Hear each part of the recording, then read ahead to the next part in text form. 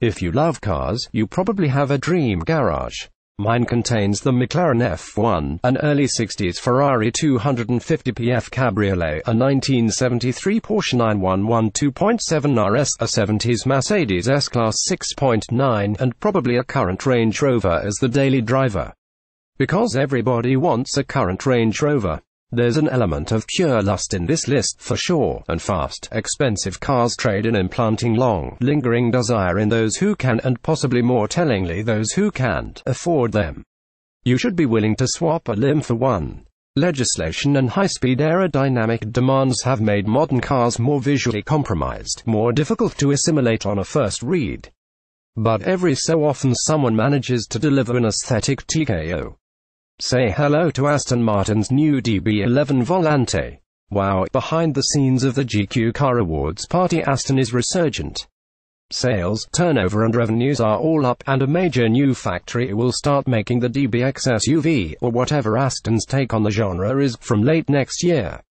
The Aston Martin Vantage sports car is imminent. The Valkyrie hypercar, being co-developed with the Red Bull Formula One team, is almost certainly going to be the most extreme road car in history. So chopping the roof off the current DB11 coupe should be something of a footnote in Aston's unfolding product landscape. On the other hand, this could be the company's definitive statement. It's a GT, a Grand Tourer, a car that scribbles anew on the fading memory traces of the late 50s and 60s European playboy archetype, a more languid and less psychologically damaged one than James Bond. To be blunt, it's too heavy to cut it as a full-blown sports car. The Volante weighs 1,870 kilograms, so it forces you to ease back a little, still in the full expectation of having a good time both while you're behind the wheel, and also wherever you end up after driving it. Isn't this what an Aston Martin's really about? These are also cars that should be drop-dead beautiful. But Aston has a problem here. Since 2000's vanquished the magnificent work of current Twitter, it equals http://www.gq-magazine.co.uk/articles/jaguar-i-paste-la-auto- show closing square bracket. How BMW are redefining modern luxury. Bossy and Callum. Astons have been so perfectly proportioned they're pretty much unimprovable. How do you move on from that by adding a little grit to the mix? The Aston Martin DB11 Coupe has enormous presence, but its C-pillar features a duct for aero purposes, and its rear treatment is a bit fussy.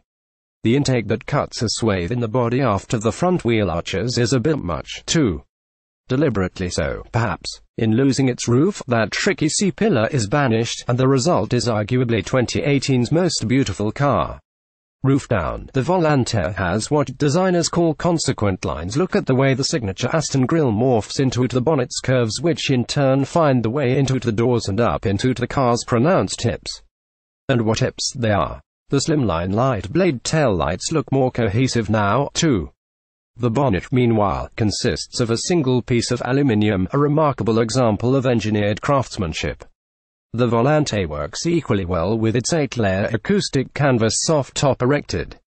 It can be lowered in 14 seconds, at speeds up to 31 miles per hour, and it takes 16 seconds to raise it. Pretty fast. It's also been stress-tested to the point of oblivion, compressing 10 years' use into a single month, in a weather chamber that synthesizes the worst conditions on Earth. Losing the roof hurts a car's structural rigidity, so Aston's engineers have beefed up the chassis.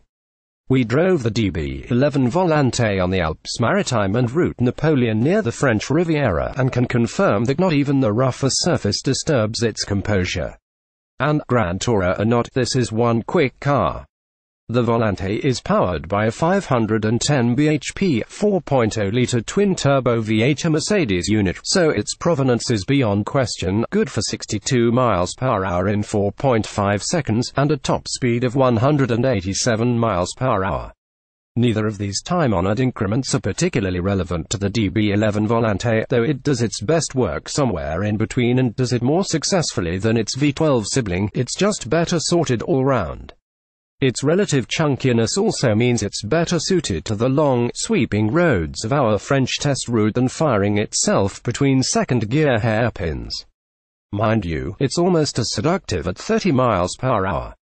The DB11's cabin is dominated by its sublime brocade leather trim, which is almost enough to distract you from the car's wonky ergonomics.